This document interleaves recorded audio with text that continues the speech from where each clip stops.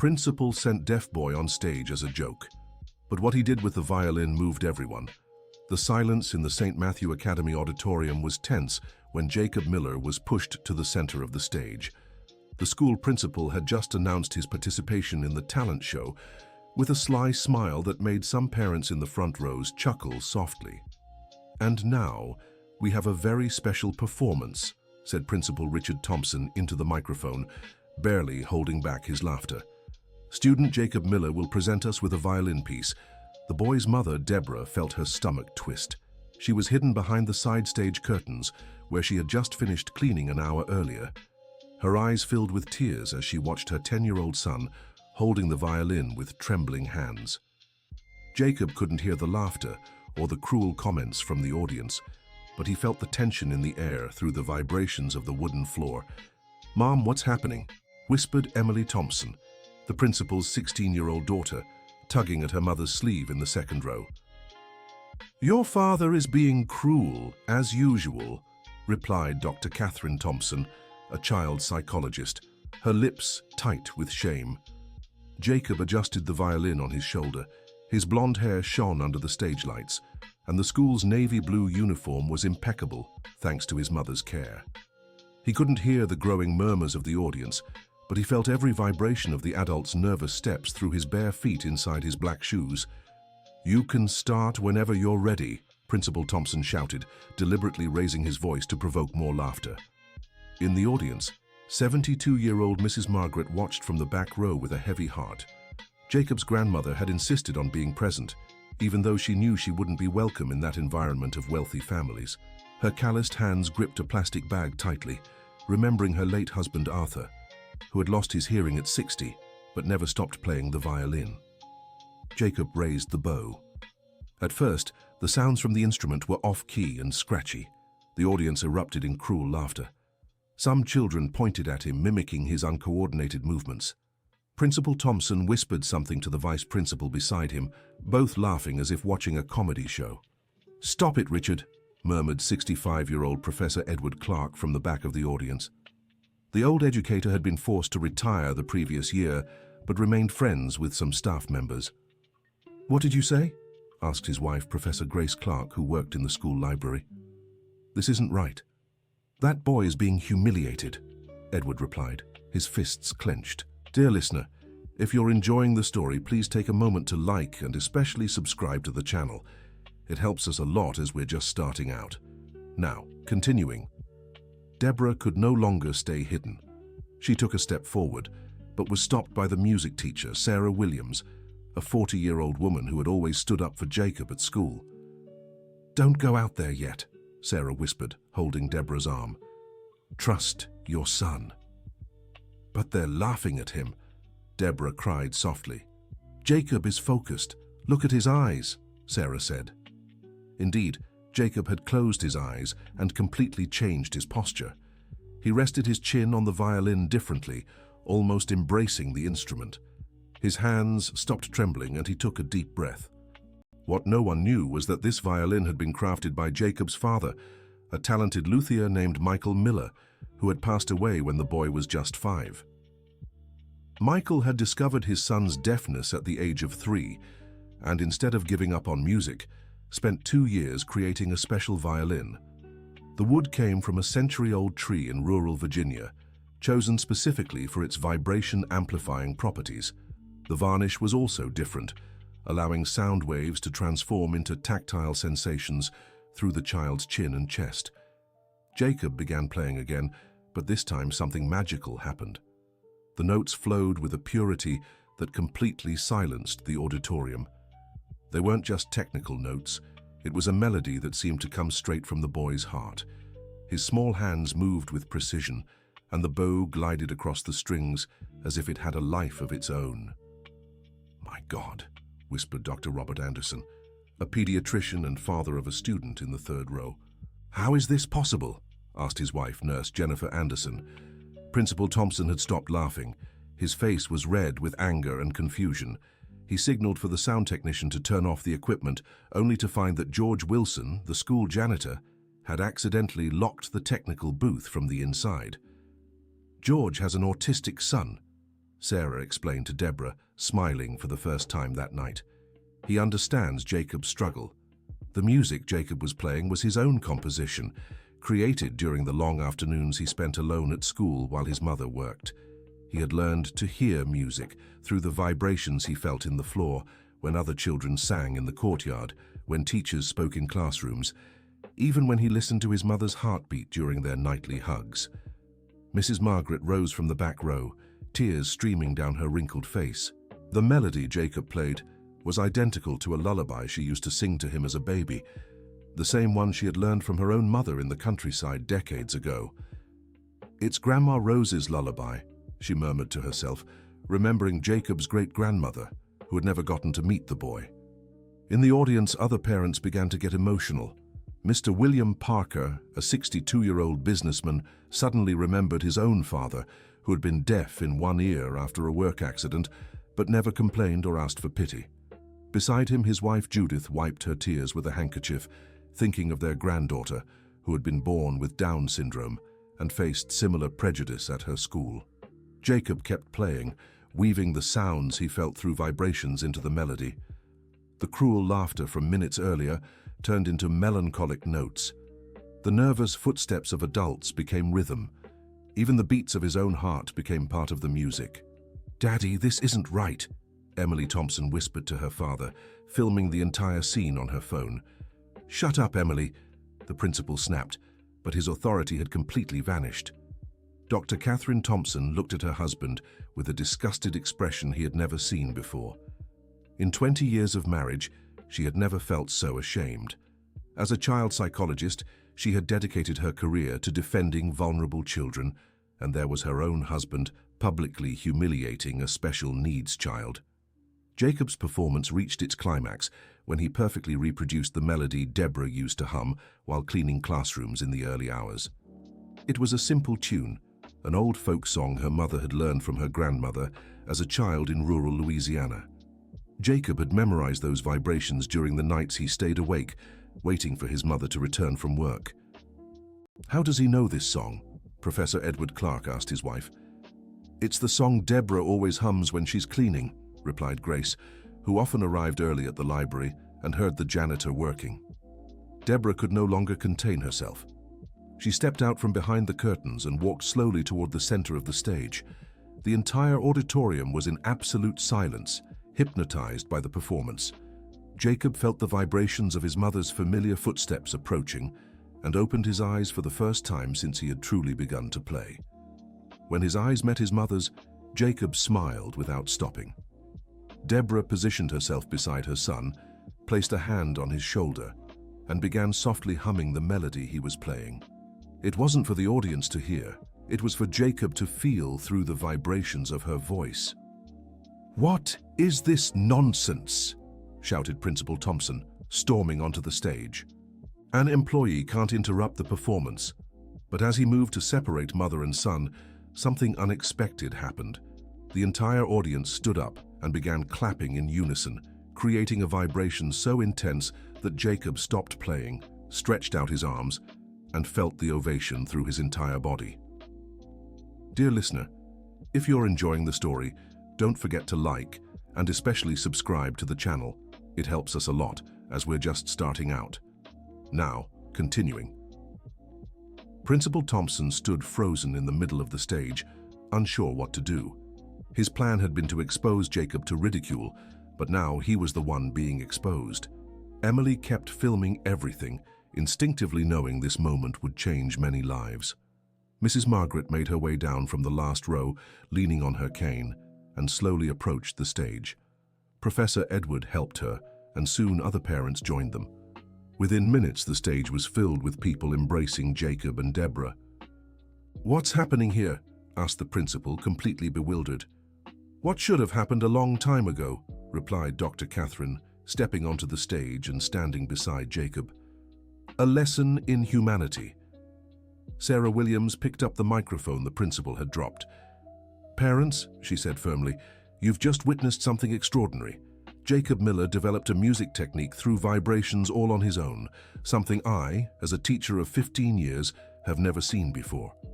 "That's a lie," shouted the principal. "He's deaf. He can't play real music." "Richard, stop," said his wife, Catherine. "You're humiliating yourself." Mr. William Parker approached the microphone. "I'd like to apologize publicly," he said, his voice trembling. "I laughed when Jacob started playing. I laughed at a brave child who has more talent in his little finger than I have in my entire body." Other voices rose. Parents confessed their shame, apologized, and some shared their own experiences with children or family members who had disabilities. The auditorium became a place of collective confession and redemption.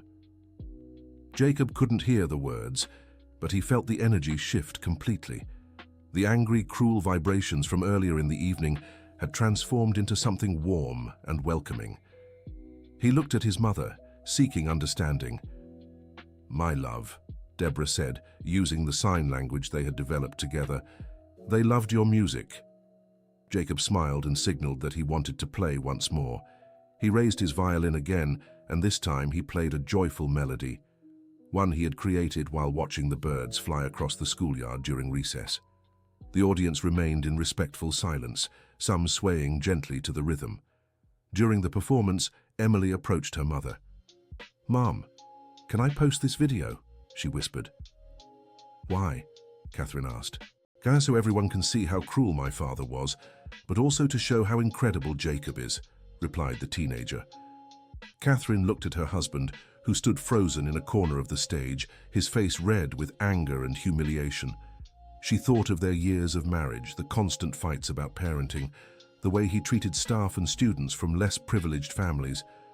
"Post it," she finally said, "but let me talk to your father first." When Jacob finished the second song, Mrs. Margaret slowly approached him.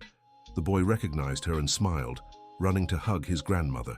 She held the violin as he embraced her, feeling the special wood still vibrating with echoes of the music. "This violin," she murmured to Deborah. "It's just like the one my Arthur used to play." "Jacob's father made it," Deborah explained. "Before he left, he spent 2 years crafting this special instrument for the boy." "Michael didn't leave," Mrs. Margaret whispered so only Deborah could hear. "He had to go." Deborah looked at her mother-in-law in shock. "What do you mean, Mrs. Margaret?" "He was diagnosed with a serious illness 3 months after Jacob was born deaf," the elderly woman confessed, tears in her eyes. "He didn't want you to go through that. He thought it would be easier if you believed he had abandoned the family." Deborah's world crumbled. For 5 years she had raised Jacob alone, working 3 jobs, enduring prejudice, believing her husband had left out of shame for having a deaf son. "Where is he?" she whispered.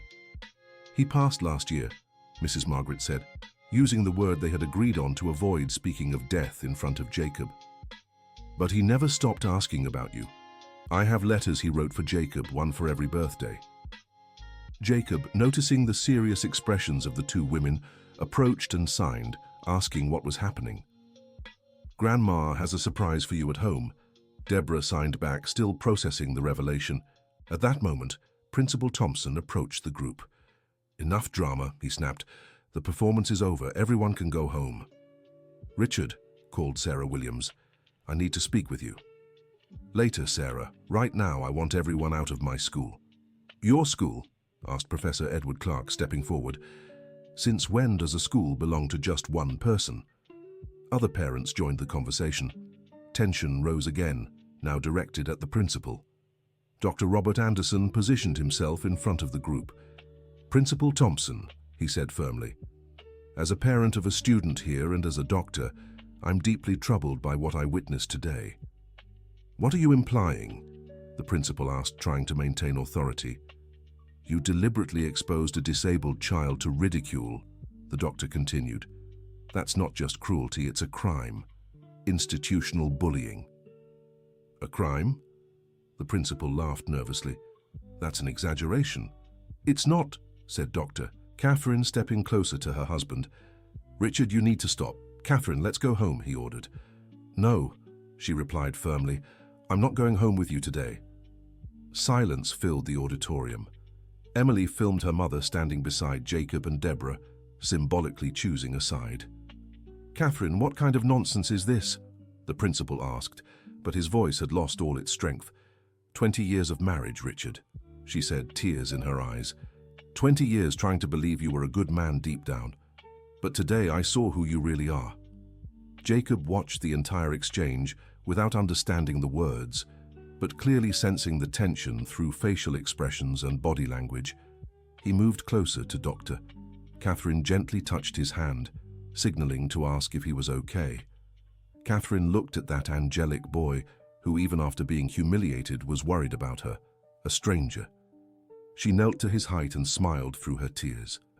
"You're a very special boy," she said, even knowing he couldn't hear, but Jacob read her lips perfectly and smiled back. "Enough!" shouted the principal. "Catherine, Emily, we're leaving now." "Dad," said Emily, holding up her phone, "this video already has 100 shares." "What video?" "The video of you humiliating Jacob and Mom, leaving you on stage," the teenager replied firmly. The principal tried to grab his daughter's phone, but she was shielded by several parents. In minutes, the situation had completely reversed. The man who moments earlier had commanded the auditorium like a king was now being confronted from all sides. "You'll pay for this," he threatened. "I'll expel all your children." "I don't think you'll be here tomorrow to do that," said Mr. William Parker calmly. "What do you mean?" "I'm a member of this school's administrative board, just like Dr. Robert here," the businessman explained. "And we're calling an emergency meeting today." Principal Thompson finally grasped the gravity of the situation. He looked around the auditorium and saw only hostile faces. Even staff like George Wilson had joined the group, all united against him. "This is a coup," he muttered. "No, Richard," said Sarah Williams, "this is justice." Dear listener, if you're enjoying the story, don't forget to like and especially subscribe to the channel. It helps us a lot as we're just starting out. Now back to the story. Jacob, sensing the tension, raised his violin again. He played a soft, soothing melody, one he often played for himself when sad or scared. The effect was immediate. Voices quieted, and everyone refocused on what truly mattered, that extraordinary child. In the days that followed, everyone's lives changed drastically. Emily's video spread across social media with astonishing speed. Within a week, it had over 1 million views and thousands of comments from people sharing their own experiences with disability and prejudice. Principal Richard Thompson was suspended after an emergency board meeting. The decision was unanimous, supported not only by parents present at the festival, but also by dozens more who spoke up after seeing the video. Deborah was promoted from janitor to educational aide, with the specific responsibility of helping children with special needs. Her experience as Jacob's mother and her dedication were recognized by the school's new administration. Sarah Williams received an unprecedented offer to develop a pilot program for inclusive music education based on the technique Jacob had naturally developed. Music universities across the country expressed interest in the project. 3 months after the festival, Jacob performed at the Lincoln Center. This time, not as the victim of humiliation, but as the guest of honor at a benefit concert for children with disabilities. The audience of 1,200 rose in a standing ovation when he took the stage. Mrs. Margaret sat in the front row, proudly holding a folder with all the letters Arthur had written for his son. After the concert, she finally gave them to Jacob. Though he couldn't hear his father's voice, he felt his love through the handwritten words. One letter read, "My son, if you're reading this, it means you've already discovered that music doesn't need to be heard to be felt. I built this violin for you because I knew you had a special gift. Use it to play not just music, but hearts." Catherine and Emily moved into a small apartment, but one filled with peace. The divorce was quick and uncomplicated. Catherine returned to work at her private clinic, specializing in children with disabilities, and Emily became an advocate for disability rights at her school. The most surprising thing happened 6 months after the festival. Richard Thompson showed up at Mrs. Margaret's house on a Saturday afternoon. He was unrecognizable. He had lost weight, grown a beard, and wore simple clothes. He asked to speak with Jacob. "What do you want here?" asked Deborah suspiciously. "To ask for forgiveness," he replied simply. Jacob was in the backyard, playing the violin under the mango tree. When he saw the former principal, he showed no anger or fear, only curiosity. Richard approached slowly and knelt on the grass in front of the boy. Jacob stopped playing and studied the man who had tried to humiliate him.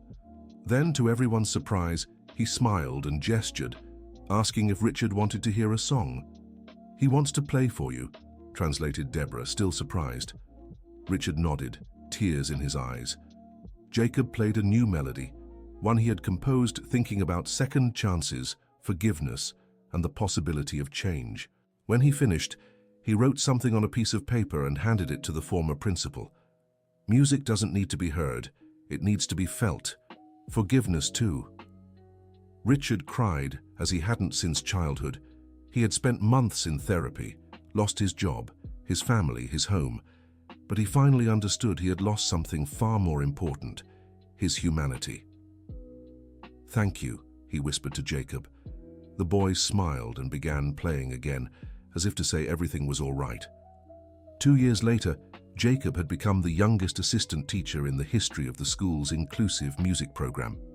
He taught other deaf children how to hear music through vibrations, using special violins built following his father's model. His technique was documented by researchers from 3 universities and resulted in a revolutionary method that began being used in schools across the country. Jacob, now 12, traveled throughout the United States, teaching educators and inspiring families. Sarah Williams became the director of the country's first fully inclusive music conservatory. The project had grown so much that it attracted international attention, receiving visits from educators around the world. Richard Thompson completed his transformation by becoming a volunteer social worker at a shelter for abandoned children. He never worked in formal education again, but found his calling helping vulnerable children. Once a month, he visited Jacob, not to ask for forgiveness again, but to learn about compassion from the boy he had once tried to destroy. Catherine remarried, this time to Professor Edward Clark, who had been widowed the year before. The two formed a loving, blended family, uniting Emily with Edward's 2 grown children. Their home became a gathering place for families of children with disabilities. Emily graduated with a degree in journalism and created a YouTube channel dedicated to sharing stories of resilience and inclusion. The first video that inspired her, Jacob's performance on stage, was still the most watched on the channel, with over 5 million views. What had begun as a cruel attempt at humiliation had turned into a movement for social change. St. Matthew Academy became a national model for inclusive education, welcoming children with all types of disabilities and providing specialized support for each of them. Jacob grew up knowing his difference was not a limitation, but a superpower. He developed an inclusive orchestra with 50 children, some deaf, some blind, some in wheelchairs, others with Down syndrome. They all played instruments adapted to their needs, creating symphonies that touched not just ears, but the souls of those who watched. On a special afternoon, 5 years after that fateful talent show, Jacob performed again in the auditorium of St. Matthew Academy. This time he was the conductor of his own inclusive orchestra, leading dozens of children in a performance for over 1,000 people. In the audience were all those who had been moved by his story. Deborah, now the special education coordinator, Mrs. Margaret, 77 years old and still actively involved in her grandson's life, Sarah, Catherine, Emily, Professor Edward, Dr. Robert and his family, Mr. William, and so many others. Richard Thompson was also there, sitting in the back row, watching with genuine pride the boy he had once tried to humiliate, who now taught him daily about true human greatness.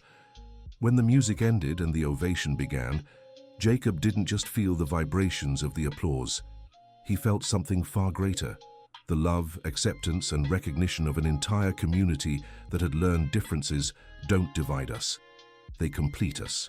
Jacob raised his violin one last time and played the melody that had changed everything, that simple lullaby his mother used to hum during her late-night shifts. But now the entire orchestra joined in, each child adding their own interpretation, creating a symphony of diversity and unity. At the end, as silence filled the auditorium, Jacob walked to the microphone. He couldn't speak like the other children, but he had prepared a special message. One of the teachers read his written words. "Thank you to everyone who believed a deaf child could make music. You taught me that it doesn't matter how we're different.